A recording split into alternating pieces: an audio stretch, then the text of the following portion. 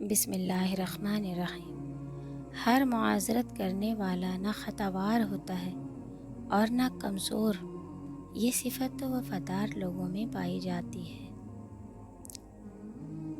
دوران گفتگو محض کسی کو نیچا دکھانے کے لیے غیر ضروری تنقید احساس کمتری کو ظاہر کرتی ہے۔ ایک سلجھا ہوا انسان بلا وجہ کڑوے اور تلخ لہجے میں بات نہیں کرتا۔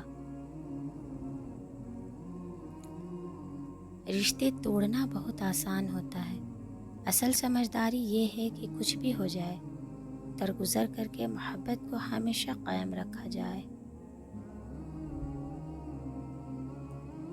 اپنے مال کے ساتھ ساتھ اپنی صلاحیتوں کا بھی صدقہ دیں، کسی کو مخلصانہ مشورہ دیں، کسی کا مفت میں کام کر دیں، کسی کی کوئی مشکل آسان کر دیں، کسی کا دکھ بانٹ لیں، کسی کی خوشی کی وجہ بن جائیں۔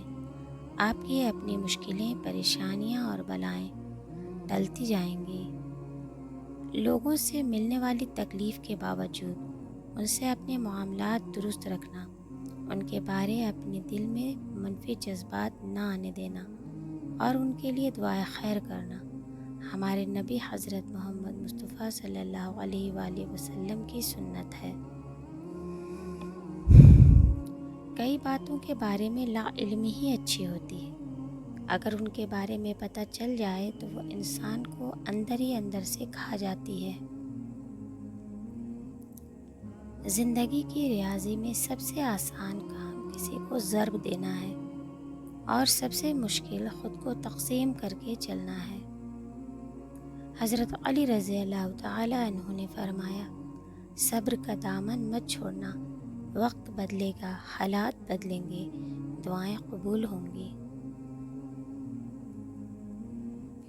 گمراہ اور فاسق لوگوں میں بیٹھو گے تو گناہوں پر دلیر ہو جاؤ گے، بچوں میں بیٹھو گے تو غیر سنجیدگی سیکھو گے، بادشاہوں، امراء اور سرداروں میں بیٹھو گے تو تکبر سیکھو گے، تم فقراء میں بیٹھا کرو، عاجزی سیکھو گے۔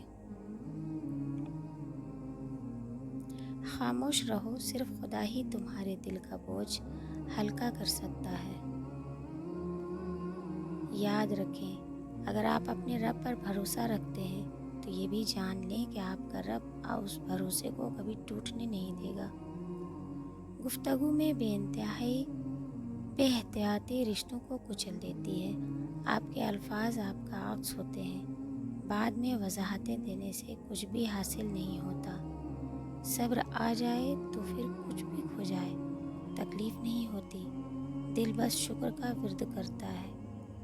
رسول اللہ صلی اللہ علیہ وآلہ وسلم نے ارشاد فرمایا، بے شک بیماری کے ذریعے اللہ تعالی مسلمان بندوں کے گناہوں کو ایسے ہی دور کر دیتا ہے جیسے آگ سونے اور چاندی کے میل کو دور کر دیتی ہے۔